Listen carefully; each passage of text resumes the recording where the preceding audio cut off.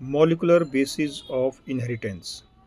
इस चैप्टर में हम जेनेटिक मटेरियल अर्थात डीएनए को समझेंगे कि डीएनए के अंदर जेनेटिक मटेरियल होने के लिए कौन कौन सी प्रॉपर्टीज़ होनी चाहिए। जेनेटिक मटेरियल में सबसे पहली प्रॉपर्टी होनी चाहिए कि वो केमिकली और स्ट्रक्चरली दोनों तरीके से स्टेबल होना चाहिए।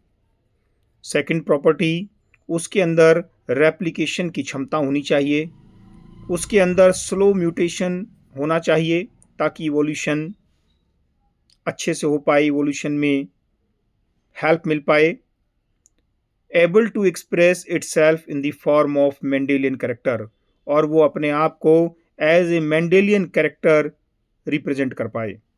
डीएनए डीएनए का जो एक्सट्रैक्शन था वो सबसे पहले माइस्चर नाम के साइंटिस्ट ने किया था।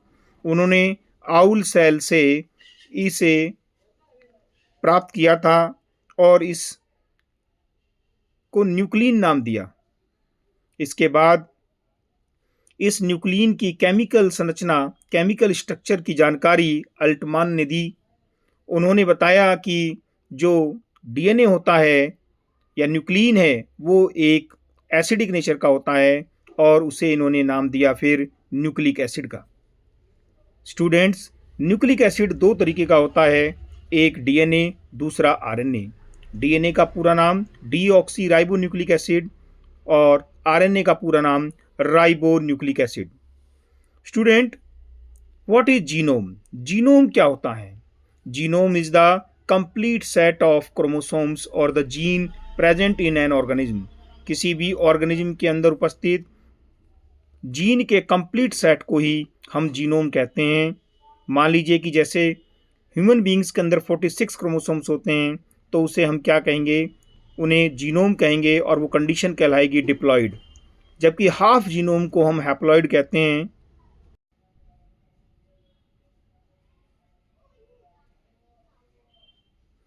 यहाँ इस टेबल में आप देख रहे हैं कि जो ह्यूमन बींग्स होते हैं इनके अंदर डबल स्टैंडर्ड लीनियर डीएनए पाया जाता है।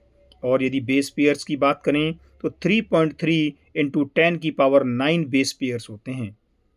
ऐसे ही ई कोलाई ऑर्गेनिज्म में डबल स्टैंडर्ड सर्कुलर डीएनए पाया जाता है। जो बैक्टीरिया होते हैं उनमें सर्कुलर डीएनए होता है।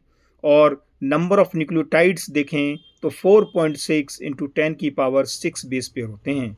इसी तरीके से लैम्डा फेज में डबल स्टैंडर्ड लीनियर डीएनए होता है और यहाँ पर बेस पेयर की जो संख्या है वो 48,502 बेस पेयर होते हैं। इसी तरीके से कोली फेज 174 में डबल स्टैंडर्ड सर्कुलर डीएनए होता है और न्यूक्लियोटाइड्स की जो संख्या है वो 5386 होती है। स्टूडेंट, यहाँ पर एक वर्ड आया न्यूक्लियोटाइड्स। आपको बताना चाहूँगा कि DNA is the chain of polynucleotides. It is the chain of nucleotides.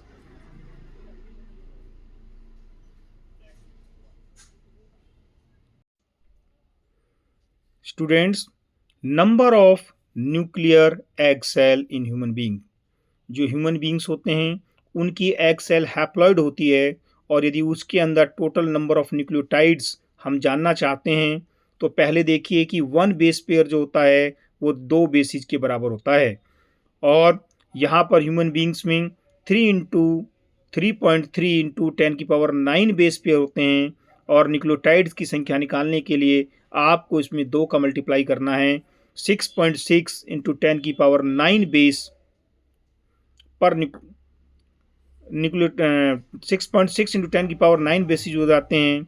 Number of base pair in the sperm cell के अंदर 3.3 इंटू 10 की पावर 9 बेस पेयर होते हैं और न्यूक्लियोटाइड की संख्या उसी तरीके से 6.6 इंटू 10 की पावर 9 बेसिस हो जाएगी।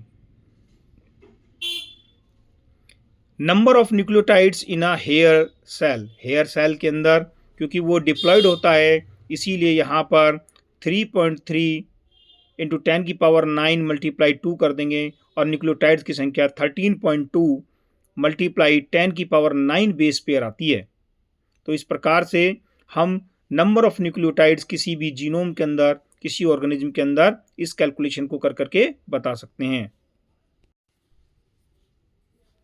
न्यूक्लियोटाइड, अभी आपसे बात हुई थी कि डीएनए क्या है? DNA is the chain of nucleotides and nucleotide is made up of three components. First one is the phosphoric acid, second one deoxyribose sugar, and third one is the nitrogenous base.